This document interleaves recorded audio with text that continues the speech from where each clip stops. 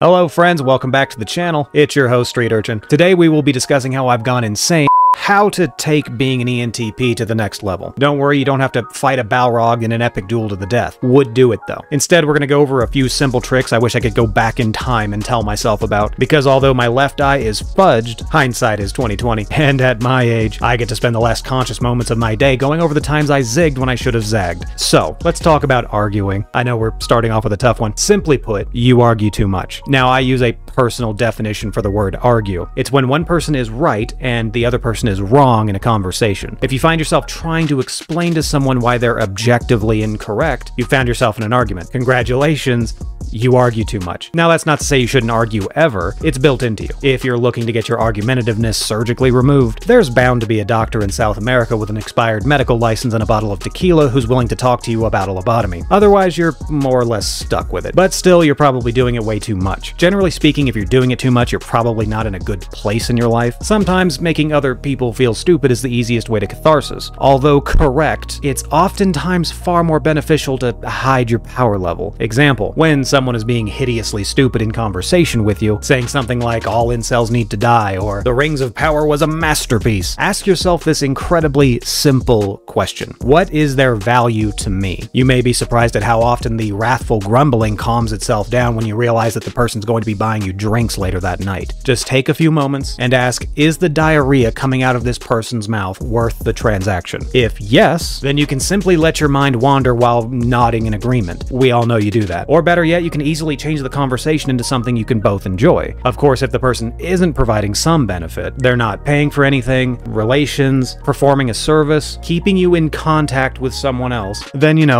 rip into them. But realistically, most people have a use, a potential value that you didn't see immediately. Typically, I just keep those people at arm's length and frequently make excuses as to why I'm not available. So if you want to argue, I recommend 4chan or Facebook groups. Usually you'll find people who won't talk to you again after you've thoroughly explained how dumb they are. Next up, we have lying.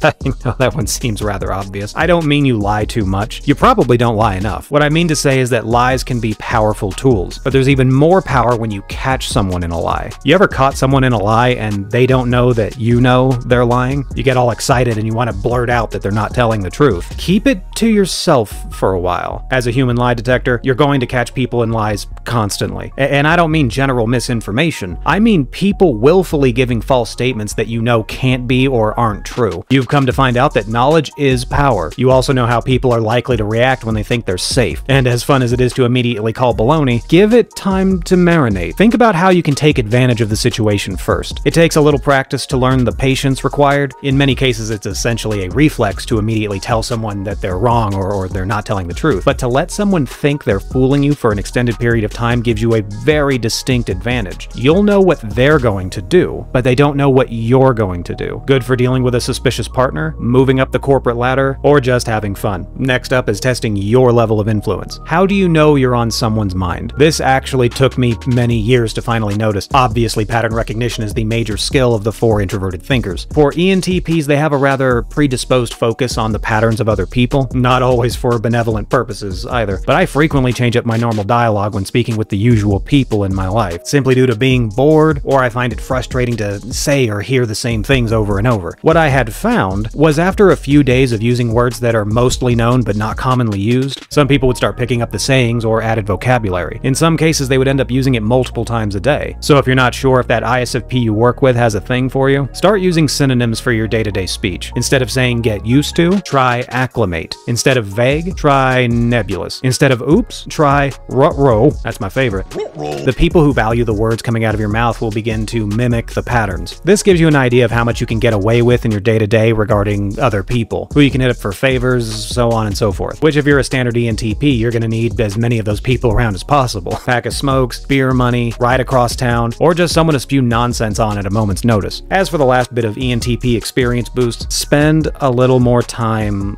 listening. Yeah.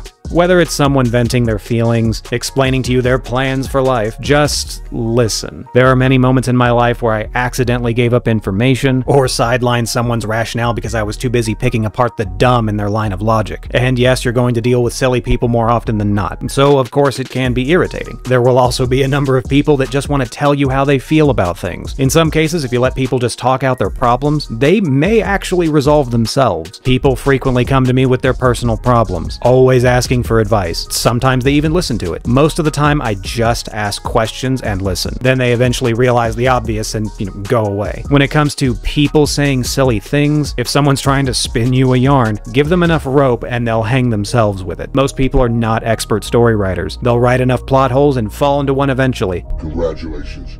Played yourself. And that is it for today's video. Hopefully the video helps you in some way. If you're an ENTP, you'll probably ignore this advice, just as I would have. But if you enjoyed the video, feel free to like and subscribe. Check out my Patreon if you'd like to donate something for my work, which, by the way, I'm making Patreon exclusive educational videos on MBTI, so I welcome you to go take a look. But that's all for this video, and I'll catch you next time. Bye!